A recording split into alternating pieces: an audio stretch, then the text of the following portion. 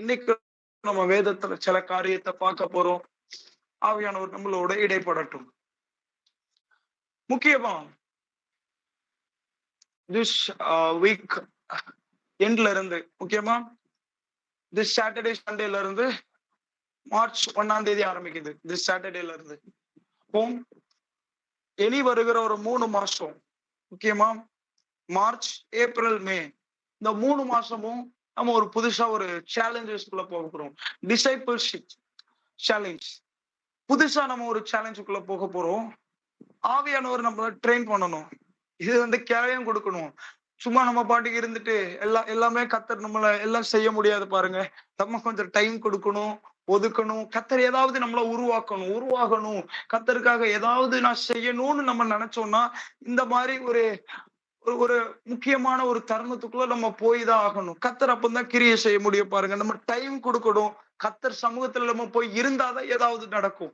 முக்கியமா வேதத்தை திருப்பிக் கொள்ளுங்க. ஒரு காரியத்தை நம்ம பார்க்கலாம். 2 நாளாகவும் 17ஆம் அதிகாரம் 6ஆம் வசனம். 2 நாளாகவும் 17ஆம் அதிகாரம் 6ஆம் வசனம். கர்த்தருடைய வழிகளில் அவன் இருதயம் உற்சாகம் கொண்டது. இது யோசபாத்தை பத்தி இந்த இடத்துல இருக்குது. கர்த்தருடைய வழிகளில் அவன் இருதயம் உற்சாகம் கொண்டது. யோசபாத்துடைய இருதயம் கர்த்தருடைய வழியில உற்சாகம் கொண்டது. நம்ம ஒரு காரியத்தை ஆழமா தெரியணும். யோசபாத்துடைய ஹார்ட் முழுசும் கர்த்தருடைய வழியில தான் இருக்குது. அதை பார்த்த உடனே, கர்த்தருடைய வழியை பார்த்த உடனே அவனுக்கு சந்தோஷமா இருக்குது. இதுதான் யோசபாத். இன்னைக்கு இந்த சேலஞ்சஸும் அதே மாதிரிதான் நமக்கு கூட்டு போக போகுது. இந்த சேலஞ்சஸ் ஈஸியானது கிடையாது. இயேசு சொன்னார், என்னை பின்பற்றி வா. ஒவ்வொரு சீஷர்கள்ட்டையும் சொன்னார், என்னை பின்பற்றி வா. எப்படி போக முடியும்? அது கர்த்தருடைய வழி. இயேசு முன்னாடி போவார், நம்ம பின்னாடி போகணும். இதுதான் டிசைபிள்ஷிப். இன்னைக்கு முக்கியமான ஒரு காரியம் இந்த யோசபாத் ராஜாவை வச்சுதான். நம்முடைய இருதயம் அந்த வழியில சந்தோஷமா இருக்கணும். அந்த வழியில நமக்கு சந்தோஷமா இருக்கணும். கர்த்தருடைய வழின்னு உன்னை காண்பிக்கும் பொழுது இதெல்லாம் நடக்கிறதுக்கு எனக்கு ஒரு சந்தோஷம் வேணும். நீங்க வேதத்துல நீங்க பார்க்கலாம். 17ஆம் அதிகாரத்துல 4ஆம் வசனத்தை நீங்க வாசிச்சீங்கன்னா, தன் தகப்பனுடைய தேவனை தேடி இஸ்ரவேலுடைய செய்கையின்படி நடவாமல் அவருடைய கற்பனையின்படி நடந்து கொண்டான். முதல்ல தன் தகப்பனுடைய தேவனை தேடி. அப்போ யோசபாத்துடைய ஒரு சுபாவம் என்னன்னா, அவன் வழிகளை தெரியறதுக்கு முன்னாடி ஒரு காரியத்தை தெரிஞ்சு கொண்டான். தேவனை தேட ஆரம்பிச்சான். தேடுதல்.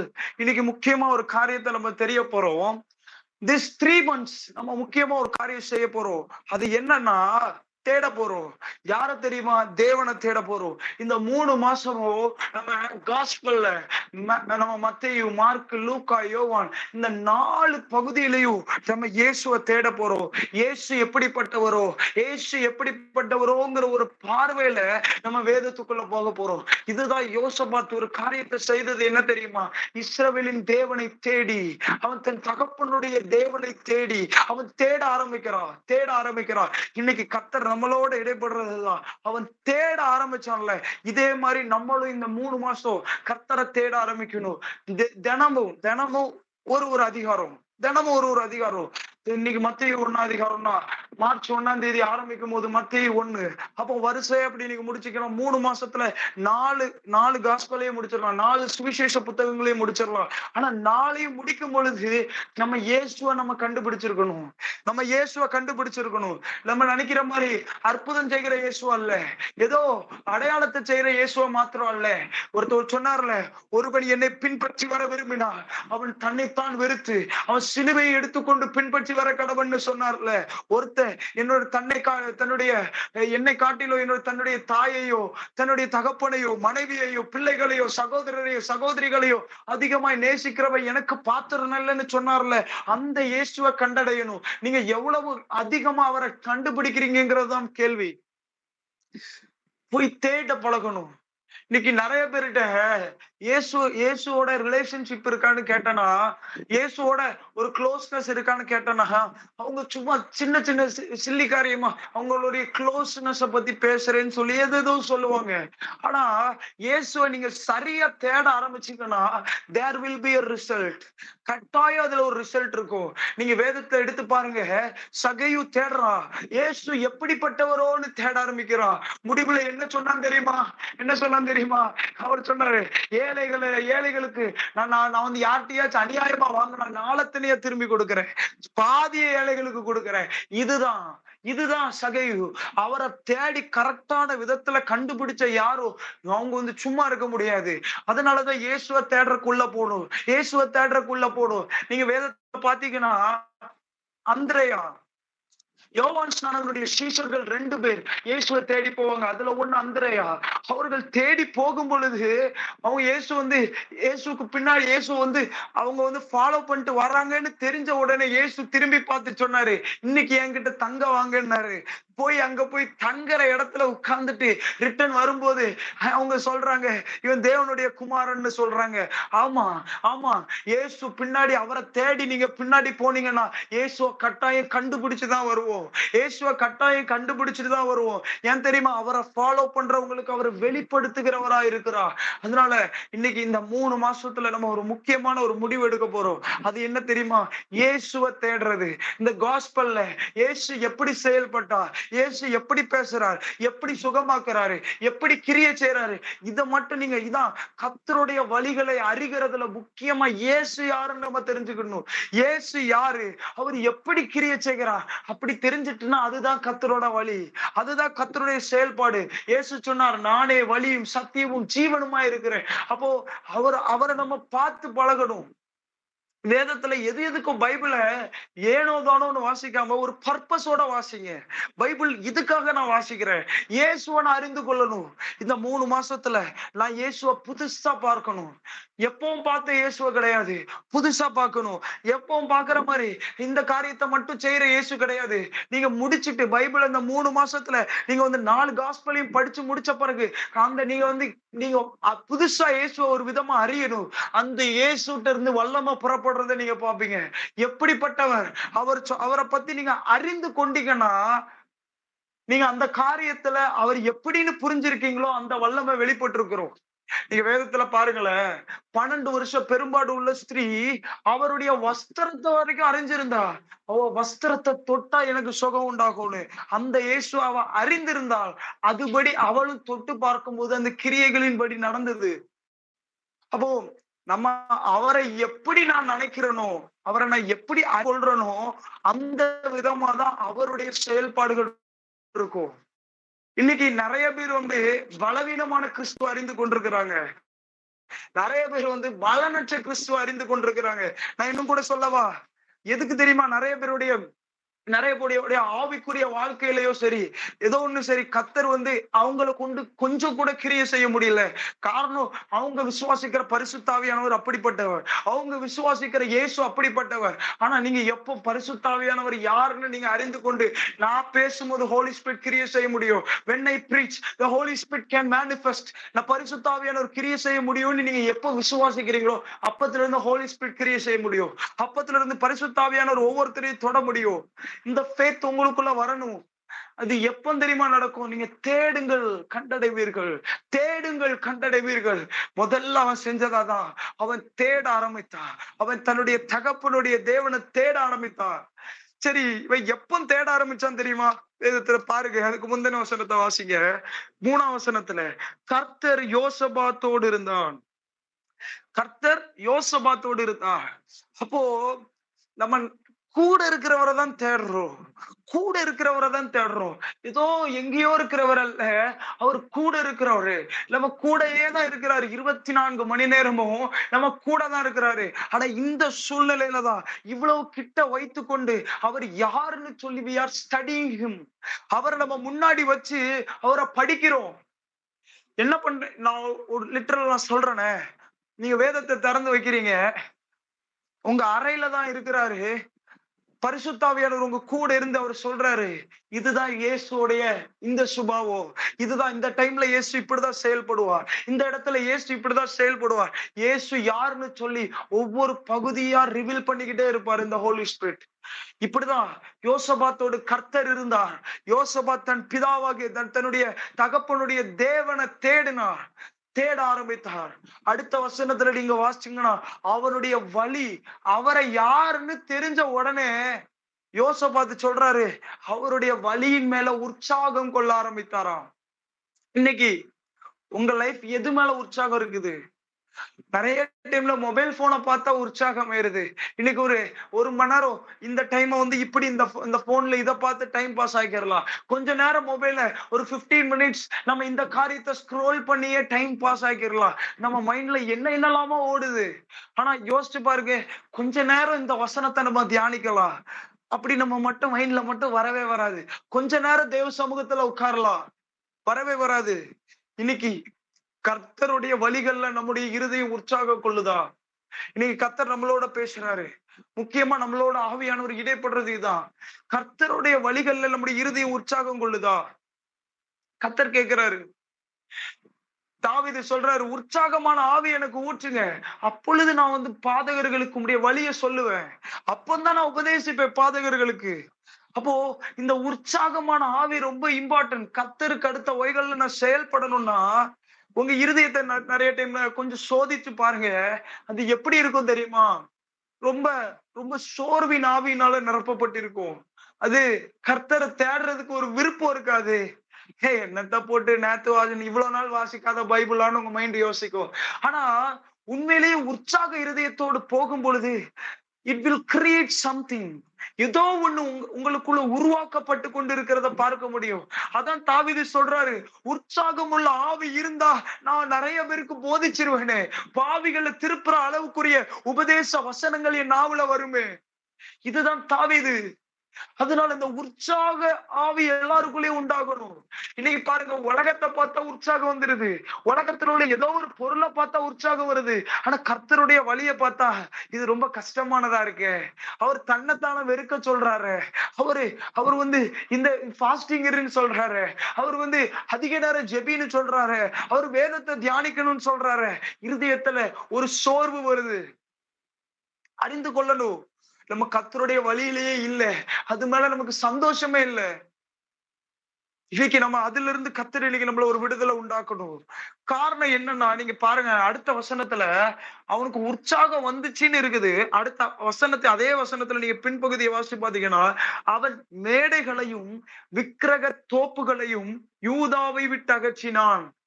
கர்த்தருடைய வழியை பார்த்த உடனே அவனுக்கு தெரிஞ்சிருச்சு, யூதாவுல என்னெல்லாம் குறை இருக்குது, நான் இருக்கிற இடத்துல என்னெல்லாம் மிஸ்டேக் இருக்குது, அப்ப எதெல்லாம் அகற்றணும்னு அவனுக்கு தெரிஞ்சுது.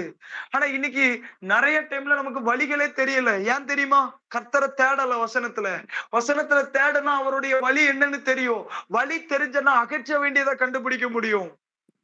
இன்னைக்கு வசனத்தை தியானிக்காததுதான் முக்கியமா இயேசு மேல உள்ள அன்பு. நான் ஒண்ணு சொல்லவா? ஒரு ஊரு என்னன்னு நான் தெரிஞ்சுக்காம இருக்க வரைக்கும் அந்த ஊர் பக்கத்திலேயே இருந்தா கூட அந்த இடத்த நான் விசிட் பண்ணணும்னு யோசிக்க மாட்டேன். அதுல இப்படிலாம் இருக்குதுன்னு தெரிஞ்சிட்டுனா நம்மளால போகாம இருக்க முடியாது. காரணம் என்ன தெரியுமா? எதுக்கு நான் அப்ப அந்த பகுதிக்கு போல? ஏன் நான் போகலன்னா, அந்த இடத்த பத்தின அறிவு எனக்கு இல்ல. அந்த இடத்த பத்தி அறிவு கொடுக்கறதா வேதாகமும். அதுக்குதான் கர்த்தர் பைபிளை கொடுத்தாரு. அப்போ எனக்கு அந்த இடத்துக்கு போய் நான் ஏதாவது செய்யணும், அந்த இடத்துல நான் போகணும், கர்த்தருடைய வழி இதுதான் அப்படின்னு நான் அறியாத பட்சத்துல, இயேசு யாருன்னு தெரியாத, நீங்க யோசிச்சு பாருங்க, சகையுடைய வாழ்க்கையை யோசிச்சு பாருங்க. அவனுடைய வாழ்க்கை எப்பவுமே துக்கம் நிறைந்த வாழ்க்கையா? அப்படிலாம் கிடையாது. அவன் நிறைய சம்பாதிச்சுட்டான், ஏமாத்தி அடிச்சு கொள்ளை அடிச்சு எவ்வளவோ சம்பாதிச்சுட்டான். ஆகிலும் எவ்வளவுதான் அவன் சம்பாதிச்சிருந்தாலும் சரி, அவன் இயேசுவை பார்த்த பிறகு சொல்றான், லைஃப்ல நிறைய இழந்துட்டேன் போல, என்னால இருக்க முடியாது. இனி என்கிட்ட உள்ளவைகள் எல்லாம் நான் கொடுத்துட்டு அவருக்காக வாழ்றேன். இந்த காசுல இருக்கிற சந்தோஷத்தை காட்டிலும் அவர்கிட்ட இருக்கிற சந்தோஷம் பெருசுன்னு அவன் பார்த்துட்டான். இன்னைக்கு நிறைய டைம் கர்த்தருடைய வழிகள்ல இருக்கிற சந்தோஷம் நமக்கு தெரியல. இன்னைக்கு யோசிச்சு பாருங்க, நம்ம ஹார்ட்ல இருக்கிற சமாதானமும் சந்தோஷத்தை காட்டிலும் கர்த்தரை ஃபாலோ பண்ணும் பொழுது ஹார்ட்ல ஒரு சந்தோஷம் வரும். கர்த்தரை ஃபாலோ பண்ணும்போது ஹார்ட்ல ஒரு நிம்மதி வரும். கர்த்தரை ஃபாலோ பண்ணும்போது ஹார்ட்ல ஒரு பீஸ் நிரப்பும். அந்த பீஸுக்கு எதுவுமே ஈடு என கொடுக்க முடியாது. அதனாலதான் கர்த்தர் சொல்றாரு, என் வேதத்தை கொடுக்கிறேன், என் வேதத்தை கொடுக்கிறேன். நீங்க பாத்தீங்கன்னா இந்த யோசபாத்தால செயல்படாம இருக்கவே முடியல.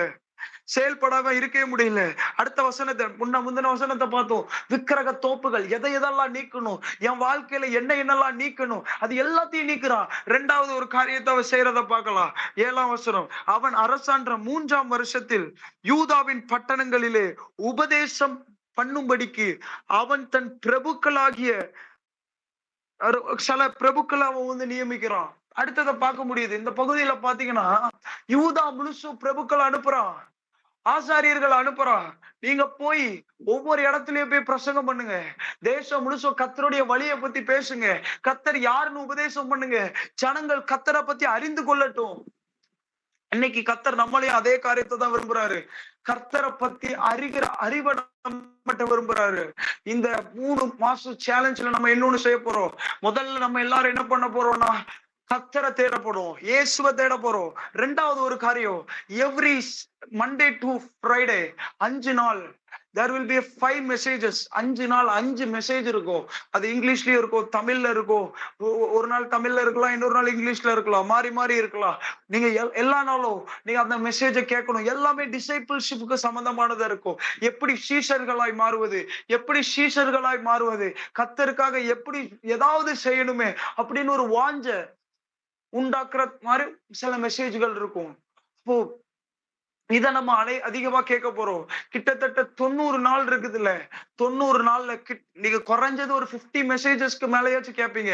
கேட்கும் பொழுதே உங்களுக்குள்ள ஏதாவது செய்யணும்னு வாஞ்ச வரும், ஏதாவது செய்யணும்னு. ஏன்னா இந்த யோசபாத்தால கர்த்தருடைய வழிகளை தேடி அறிந்த பிறகு அவனால சும்மா இருக்க முடியல. ஏன்னா கர்த்தருடைய வழி இதுதான், கர்த்தர் இப்படிதான் செயல்படுவாரு. அது அவன் தெரிஞ்ச பிறகு இந்த காரியத்தோட என்ன இணைச்சு கொள்றேன் அவனுக்கு ஒரு மைண்ட் செட். ஏன் தெரியுமா, வேதத்துல நீங்க கொஞ்சம் பவுலை எடுத்து பாருங்க. பவுல் சொல்றாரு, நாங்கள் தேவனுக்கு உடன் வேலையாட்களா இருக்கிறோம். அப்ப அர்த்தம் என்ன தெரியுமா, கர்த்தர் தான் மேலான ஊழியக்காரர், கர்த்தர் தான் ஊழியம் செய்யறாரு, அவரோட இணைஞ்சுக்கொள்ளும். அப்போ இந்த பெரிய திட்டத்துல கர்த்தர் இந்த உலகத்துல என்ன செஞ்சுக்கிட்டு இருக்காரு, எப்படி செயல்பட விரும்புறாரு, என்ன இந்த உலகத்துல இவ்வளவு நாள் செஞ்சிருக்காரு, இனி என்ன செய்ய போறாரு, எந்த காரியம் மீதி இருக்குது, இப்படிப்பட்ட கான்செப்டை நீங்க வேதத்துக்குள்ள போய் நீங்க அறிய இப்படிப்பட்ட மெசேஜ கேட்கும் போது நம்ம அறிந்து கொள்ள ஒரு காரியம் உங்களை அறியாமையே நீங்க யோசிப்பீங்க. இந்த காரியம் தானே மீதி இருக்கு, இதுல நான் என்ன இணைச்சு கொள்றேன், இந்த காரியம் தானே இருக்குது, இதுல நான் என்ன இணைச்சு கொள்றேன். இப்படி உங்க இருதயத்துக்குள்ள ஒரு வாஞ்சையை கர்த்தர் உண்டாக்குவார். அந்த அறிந்து கொண்ட யோசபாத் தான் சொல்றாரு, கர்த்தருடைய வழிகள்ல நான் உற்சாகமா இருக்கிறேன். கர்த்தருடைய வேலை கொஞ்சம் இருக்குது, யூதாவுல கர்த்தருடைய வேலை கொஞ்சம் இருக்குது. என்ன வேலை, இன்னும் விக்கிரகங்கள் கொஞ்சம் இடிக்கப்பட வேண்டியது இருக்குது. என் அப்பா நிறைய இடிச்சு போட்டாரு, ஆனாலும் சிலது மீதி இருக்குது. எங்க அப்பா ஆசா நிறைய இடிச்சு போட்டாரு, ஆனாலும் மீதி இருக்குது. நான் கொஞ்சத்தை செய்யறேன். இன்னும் என் தேசத்துடைய ஜனங்களுடைய மனசுக்குள்ளேயே இருக்குது, விக்கிரகம் பூந்து இருக்குது, அதை இடிக்கணும். அதுக்கு என்ன பண்ண போற, வெளியே இருந்தா நீ இடிச்சிருவேன், உள்ள இருக்குது என்ன பண்ண போற, நான் என் பிரபுக்களை அனுப்புறேன். வசனத்தை அவங்க எல்லாரும் வேதத்துல நீங்க திருப்பி கொண்டு வாசிச்சீங்கன்னா அவங்க வேத புஸ்தகத்தை கொண்டு ஒவ்வொரு இடத்துக்கும் திரிந்து அவர்கள் ஜனங்களுக்கு பிரசங்கித்தார்கள் எழுதப்பட்டிருக்குது. ஒரு காரியத்தை நம்ம தெளிவா தெரியணும், ஆவியானவர் இப்படிதான் செயலாற்றுவார். ஒரு மனுஷனோட பேசுவாரு, வசனத்தை அவனுக்குள்ள போட்டுட்டே இருப்பாரு. இதுதான் என்னுடைய வழி. இந்த வழிகளை கற்றுக் கொடுக்கறதுக்கு தான் இஸ்ரவேல் ஜனங்களோட போராடினாரு கர்த்தர். அவ்வளவு அற்புதத்தை காட்டினாரு, அவ்வளவு காரியத்தை செஞ்சாரு. அவனால வழிகளை புரிந்து கொள்ளவே முடியல. கர்த்தர் சொன்னாரு, இது வேலைக்காகாது, இந்த சன்னதி அப்படி வனாந்திரத்துல கொன்றுவோம், போட்டுட்டாரு. இன்னைக்கு நமக்கு அந்த வழிகளை அறிந்து கொண்டோம்னா போதும், அவரோட நம்ம இணைஞ்சு கொள்ள முடியும்.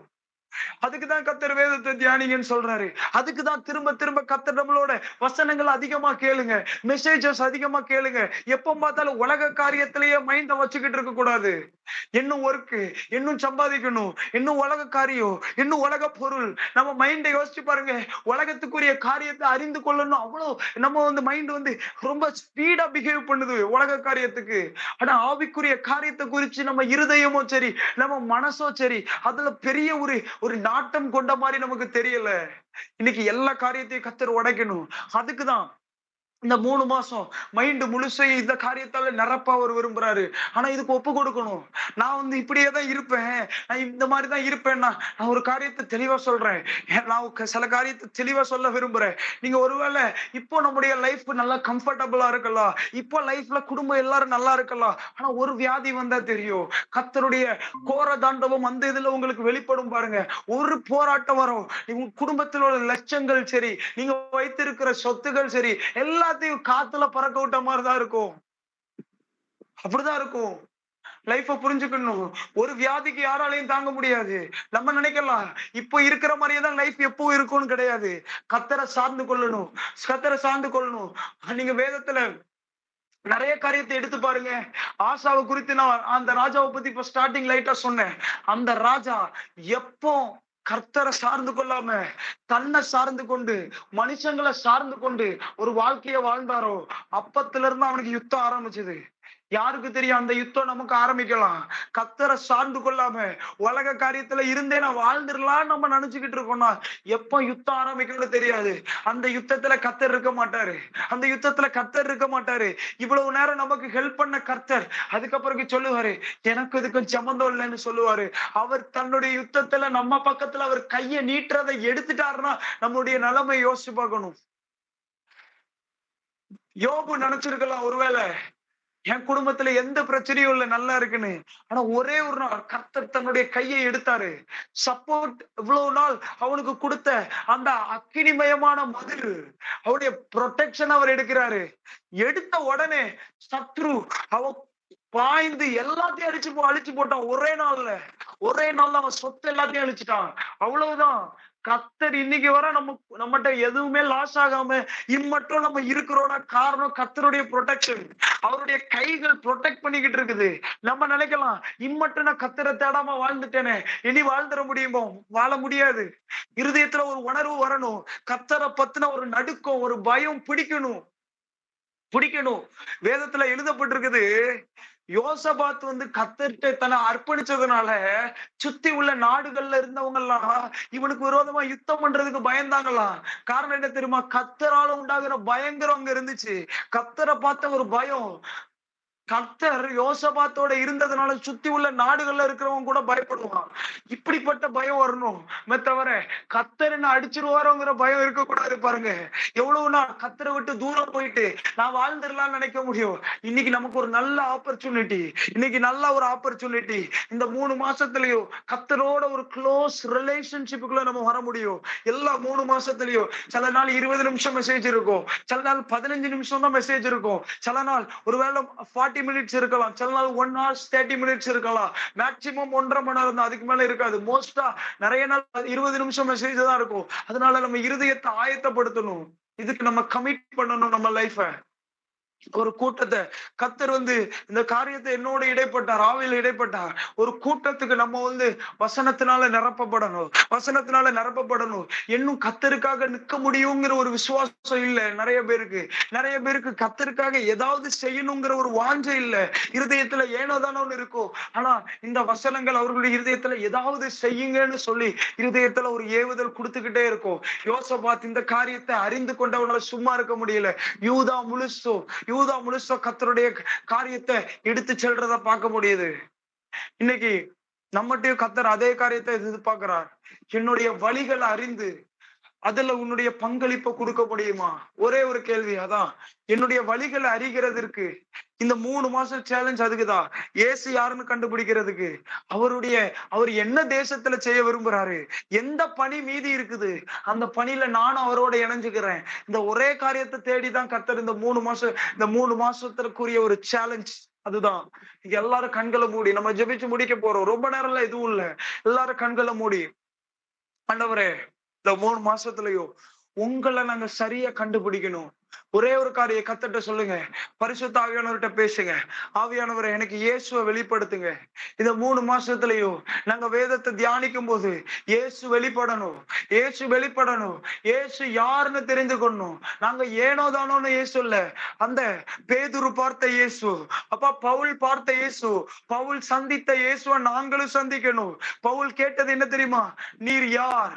என்ன செய்ய சித்தமா இருக்கிறீர்? 2 கேள்விதான். 2 கேள்விதான். நீர் யார்?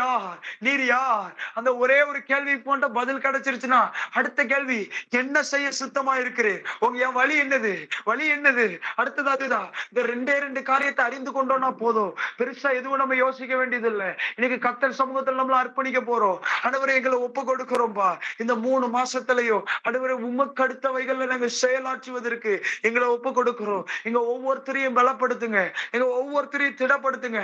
எப்ப எல்லா சூழ்நிலைகளையும் கர்த்தருக்காக செயலாற்ற முடியும். நம்ம நினைக்கிற மாதிரி என் குடும்ப சூழ்நிலை இது, போராட்டம் இது, எனக்கு இருக்கிற பிரச்சனை இது, அதெல்லாம் கிடையாது. எல்லா சூழ்நிலையிலும் கர்த்தருக்காக செயலாற்றிருக்கிறவங்க வேதத்துல இருக்கிறாங்க. நான் திரும்பியும் ஒரு காரியத்தை சொல்ல விரும்புறேன். தானியேலை குறித்து நீங்க வேதத்தை எடுத்து பாருங்க. தானியேலுக்கு தகப்பன் உயிரோட இருந்தானான்னு தெரியாது. தானியேலுக்கு தாய் உயிரோட இருக்காங்களான்னு தெரியாது. ஏன்னா பாபிலோனியர்கள் வந்து எல்லாத்தையும் பிடிச்சிட்டாங்க. அவன் உயிரோட இருந்தாங்களா இல்லையான்னு தெரியாது. தானியேல் வந்து ஞானியா இருந்தாலும் அவனை ஒத்த துணி இல்லாம நிர்வாணமா தான் பாபிலோனுக்கு இழுத்துட்டு போனாங்க. இஸ்ரவேல்ல இருந்து அவ்வளவு கொடூரமான ஒரு பிரச்சனைக்குள்ள உள்ளாக்கப்பட்டவன் அவன். அவன் பாபிலோனுக்கு போன பிறகு சொல்றான், நான் கர்த்தருக்காக வைராக்கியம் பாராட்டுவேன்னு. நீ என்ன கர்த்தர் உனக்கு என்ன செஞ்சாரு? தானியேலே, நீ சொல்லு, கர்த்தர் உனக்கு என்ன செஞ்சாரு? நீ வைராக்கியமா இருக்க. உனக்கு அவ்வளவு பிரச்சனை. உங்க அப்பா அம்மாவை கர்த்தர் காப்பாத்தினாரான்னு தெரியாது. உன்னை நிர்வாணமா இழுத்துட்டு வந்தாங்க. நீ இஸ்ரவேல் ஜனம்னு சொல்லலாம், நீ யூதன்னு கொக்கரிக்கலாம். ஆனாலும் நீ நிர்வாணமாய் அல்லவா இழுத்து வரப்பட்டா. நான் எந்த சூழ்நிலையா இருந்தாலும் சரி, நான் கர்த்தருக்காக வைராக்கியம் பாராட்டுவேன். நான் விக்கிரகங்களுக்கு படைத்தவைகளை நான் புசிக்க மாட்டேன். ராஜ போஜனங்களை நான் எடுத்துக்கொள்ள மாட்டேன். அவன் இருதயத்துல ஒரு தீர்மானம், அந்த வைராக்கியம் அவனுக்குள்ள. அதை அவனை அசைக்க முடியல. அவனை அசைக்க முடியல. யாராலையும் அவனை அசைக்க முடியல. அவன் சொல்றான், சிங்க கபில தூக்கி போட்டுருவோம். போட்டா போடு, அங்க இருந்து ஜெபிப்பேன். அந்த வைராக்கியம். எல்லா சூழ்நிலையிலும் கர்த்தரை நான் முழுமையா சார்ந்து இருப்பேன். இந்த உலகத்தை சார்ந்து அல்ல, கர்த்தரை சார்ந்து இருப்பேன். உயிர் போற பிரச்சனையா? அவ்வளவு வைராக்கியமா இருக்கிறான். என்ன பிரச்சனை வந்தான்னு, என்ன பிரச்சனை வந்தான்னு உன்னால ஒண்ணு செய்ய முடியாது. ஏன்னா வானத்திலும் பூவிலும் சகல அதிகாரமும் என் பிதாவுக்கு அல்லவா இருக்கிறது. அவருக்கு அல்லவா அவ்வளவு அதிகாரமும் இருக்குது. அவர் கையில எல்லாம் இருக்குது. அவன் யார்கிட்டையும் கொடுக்கலையே மனுஷன், அவர் கையில எல்லாம் இருக்குது. அவரை ஆள என்று எனக்கு ஒரு தீங்கும் நேரிடாதுன்னு தானியேலுக்குள்ள இருந்த விசுவாசம். தானியேலுக்குள்ள அந்த விசுவாசம் இருந்துச்சு. இன்னைக்கு நமக்குள்ள அந்த விசுவாசம் இருக்குதா? அதான் அந்த அர்ப்பணிக்கப்பட்ட ஒரு இருதயம், அர்ப்பணிக்கப்பட்ட இருதயம். இன்னைக்கு எல்லாரும் ஒப்பு கொடுக்கலாமா? நான் எந்த சூழ்நிலையில இருந்தாலும் கர்த்தரை அறிந்து கொள்வதற்கு தடை இல்லை. நான் எந்த சூழ்நிலையில இருந்தாலும் கர்த்தருக்காக வாழ்றதுக்கு தடை இல்லை. எந்த சூழ்நிலையில இருந்தாலும் கர்த்தருக்காக செயல்படுவதற்கு தடை இல்லை. என்ன ஒப்பு கொடுக்கிறோம் ஆண்டவரே. எங்க ஒவ்வொருத்தரையும் ஒப்பு கொடுக்கிறோம். அந்த தானியேலே அனாதையாய் கொண்டு போகப்பட்ட அந்த தானியேலே அப்படி செய்ய முடியும் என்றா? நாங்க அப்படி அனாதையை இழுத்து கொண்டு போகப்படல.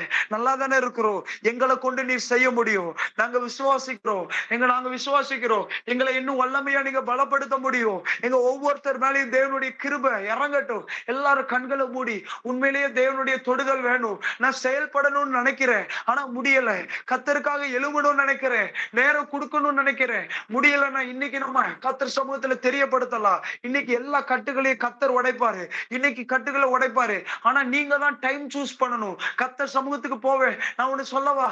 போக இன்ட்ரெஸ்ட் இல்லைன்னு சொல்றதுக்கு ஒண்ணுமே கிடையாது. பாருங்க, ஏன் இன்ட்ரெஸ்ட் இல்ல? ஏன் இன்ட்ரெஸ்ட் இல்ல தெரியுமா? உங்க வீட்டுல நல்லா இருக்கிறீங்க, எந்த பிரச்சனையும் இல்ல, போராட்டம் இல்ல, கஷ்டம் இல்ல. ஆனா ஒரு நாள் வியாதி வரும். அன்னைக்கு அலக்களிக்குவீங்க. ஒவ்வொருத்தர் இடத்துலயா ஓடி ஓடி நீங்க ஜெபிப்பீங்களா, நீங்க ஜெபிப்பீங்களான்னு ஒவ்வொரு இடத்துலயும் ஓடுற நிலைமை வரும். குடும்பத்துல இவங்களுக்கு வியாதி, இவங்களுக்கு பிரச்சனை, இவங்களுக்கு கண்ணீர்னு சொல்லி ஒரு நாள் வரும்ல. அன்னைக்கு தெரியும் கர்த்தருடைய வழிகளுடைய மேன்மை. அன்னைக்கு தெரியும், இன்னைக்கு தெரியாது. இஸ்ரவேல் ஜனங்களுக்கு மத்தியில கர்த்தர் இருக்கும் போச்சுல, இஸ்ரவேல் ஜனங்கள் சொன்னாங்க, சொல்லுவாங்க, இவரை வச்சு என்னத்துக்கு, பாகால் இருக்குது, அஸ்திரோத் இருக்குது, நாங்க அங்க போய்க்கிடுவோம்னு போனாங்க. ஆனா ஒரு நாள் கர்த்தர் தன்னுடைய காக்கும் கரத்தை எடுத்தார் அவங்க மத்தியில இருந்து. போராட்டங்கள் வந்தது, யுத்தம் வந்தது, கொள்ளை நோய்கள் வந்தது, அலறினாங்க, கர்த்தாவே இறங்க மாட்டீரோ, கர்த்தர் எங்களுக்கு இறங்கிட மாட்டீங்களோ, நாங்க பாவம் செஞ்சோன்னு. கர்த்தருடைய அருமை எப்ப தெரியும் தெரியுமா? கர்த்தர் உங்களை விட்டு நவுண்ட பிறகு தெரியும். அது வரைக்கும் கர்த்தரோட அருமை தெரியாது. கர்த்தர் உங்களை இம்மட்டும் காத்து உங்களை பிளஸ் பண்ணும்போது உங்களுக்கு தெரியாது. நீங்க சொல்லுவீங்க, எங்களுடைய சுயபலத்தினால நாங்க நின்னுட்டு இருக்கோம் நீங்க சொல்லுவீங்க. ஆனா ஒரு நாள் கர்த்தர் தன்னுடைய கரத்தை எடுப்பா, ஒரு நாள் கர்த்தர் தன்னுடைய கரத்தை எடுப்பா. அப்ப நம்ம அலறுவோம். அன்னைக்கு ஓடுவீங்க. அன்னைக்கு இன்ட்ரெஸ்ட் எங்க இருந்து வரும்? அன்னைக்கு சொல்லுவீங்க, யோசபாத் நல்லா இருக்கும் போது சொன்னாரு, கர்த்தருடைய வழி மேல இன்னைக்கு இன்ட்ரெஸ்ட் வந்துருச்சுன்னு. அன்னைக்கு சொல்லுவீங்க, அலறல்ல அந்த சத்தம் வரும். அப்படிப்பட்ட சத்தம் வர்றதுக்கு முன்னாடி கர்த்தர் இன்னைக்கு நம்மளை கூப்பிடுறாரு, என் சமூகத்துக்கு நீ ஓடிவா. நான் பயமுடுத்தல, இட் இஸ் ரியாலிட்டி. பைபிள் அதை தான் சொல்லுது. ஒவ்வொரு இடத்துலயும் நீங்க தேடி பாருங்க, என்ன நடந்திருக்கோ அதை நான் பேசிக்கிட்டு இருக்கேன். நீங்க ஒவ்வொருத்தரும் ஒப்பு கொடுக்கலாமா? ஆண்டவரே, இன்னைக்கு நாங்க எங்களை ஒப்பு கொடுக்கிறோம். உங்க சமூகத்தை நம் பயத்தோடும் நடுக்கத்தோடும் தேடுவதற்கு நாங்க எங்களை ஒப்பு கொடுக்கிறோம்ப்பா. இந்த மாசங்களை ஜபத்துல, இந்த 3 மாசங்களையும் ஜபத்துக்கு அதிகமாய் தீவிரப்படுத்துவதற்கும், ஆண்டவரே உங்க சமூகத்துல உட்கார்ந்து வசனங்களை கேட்பதற்கும், வசனத்தை அதிகமா தியானிப்பதற்கும் எங்களை ஒப்பு கொடுக்கிறோம்ப்பா. எங்க ஒவ்வொருத்தரையும் பிளஸ் பண்ணுங்க. மேல உள்ள எல்லா கட்டுகள் உடையட்டும் அப்பா. ஸ்பிரிச்சுவல் வில்டர்னஸ் எல்லாம் ஒளியட்டும்பா. ஆவிக்குரிய காரியங்கள்ல ட்ரெயினா இருக்கிற காரியங்கள் எல்லாம் உடையட்டும், எல்லா கட்டுகள் உடையட்டும். உங்க மேல ஒரு வாஞ்ச, உங்க மேல ஒரு பாசம் எங்க ஒவ்வொருத்தருக்கும் பெருகட்டும்னு சொல்லி ஜெபிக்கிறோம். எங்களை தாழ்த்தி ஒப்பு கொடுக்கிறோம். பரிசுத்த ஆவியானவரை எங்க ஒவ்வொருத்தரையும் தொடும்படியா நாங்க ஜெபிக்கிறோம். எங்களை ஆசீர்வதிங்க, பலப்படுத்துங்க. இயேசுவின் நாமத்தில் ஜெபிக்கிறோம் நல்ல பிதாவே, ஆமென். எல்லாரும் சேர்ந்து சொல்லலாம். நாத்துமாவே கர்த்தரை ஸ்தோத்திரி, என் முழு உள்ளமே அவருடைய பரிசுத்த நாமத்தை ஸ்தோத்திரி. நாத்துமாவே கர்த்தரை ஸ்தோத்திரி, கர்த்தர் செய்த சகல உபகாரங்களை மறவாது. Amen, amen. Okay, praise God. எல்லாருக்கும் நெக்ஸ்ட் சாட்டர்டே நம்ம மீட் பண்ணலாம்.